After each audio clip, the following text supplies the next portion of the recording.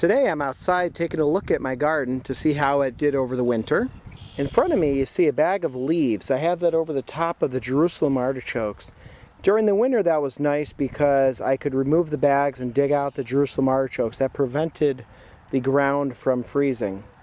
And at this point the ground's not freezing anymore around it, but the bags are keeping the soil nice and cold to preserve them. Here it might be a little bit difficult to see, but I have garlic. You notice the straws on top of them. That straw is used to prevent the ground from freezing and thawing. So what I do is I wait until about January and I cover it up with straw, and that's so the ground will stay frozen.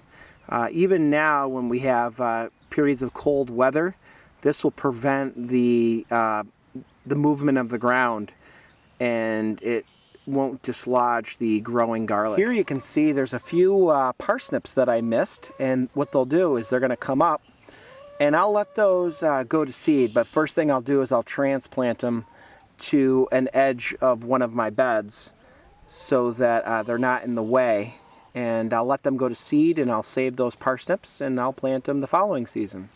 Here, not sure if you can detect it, but my chickens are talking to me. They usually don't make any noise unless they see me. Then they say hi. With the 3 chickens, I get about 2 dozen eggs a week. One of the nice things about raised beds is the soil's already ready to plant. The beds that are finished early in the fall, what I do is I prepare them so that I can start them first thing in the spring. So what I'll do here is I'm going to plant some lettuce and spinach this weekend. And that will grow. And previously, when I had a traditional type of garden, I really couldn't plant anything until I could rototill. And sometimes I couldn't even rototill until the middle of May. The ground was just so wet. But with the raised beds, I can plant immediately once the weather is, decent. Here you'll see that I have some rapini planted. I plant that in the fall, and it overwinters nicely, and then it's going to come up first thing. So I'll be picking this rapini in about a week or two. You can see that it looks very nice. Next to it you see a black hose. That's one of those soaker hoses.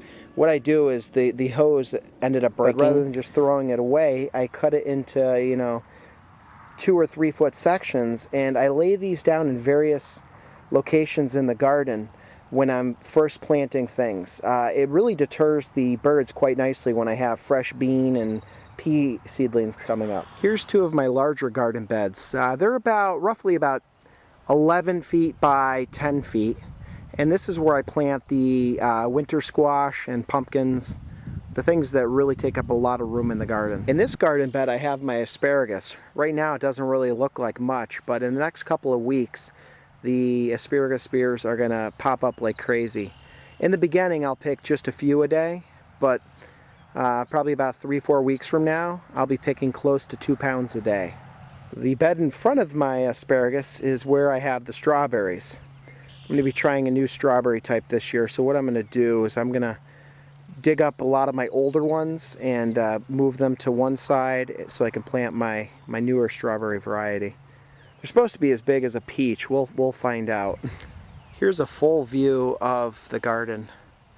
When I first started, it was a more traditional garden where I had to rototill everything. It took quite a bit of time. I would spend most of my time weeding and rototilling the garden rather than harvesting the garden. Ever since I moved over to raised beds, it saved significant amounts of time. Having raised beds, it doesn't mean you have to have all or none. You can start off slowly, add 1 or 2 raised beds a year. In these raised beds I actually used aluminum bleacher seats, and each of those only took about a half hour to assemble, and this first row you see here, they're about 8 years old, but yet they look as new as they did when I first installed them. Here's the rhubarb starting to come up from last year. Over the next few weeks I'll show you what I do to prepare my garden, how I set up the trellises for peas and beans and cucumbers, what I do with the compost that I've been collecting over the past few months, and how I get my plants started. Thanks for joining me today. Now that the weather's starting to improve, we'll be able to see how this garden progresses. Have a great day. Happy gardening.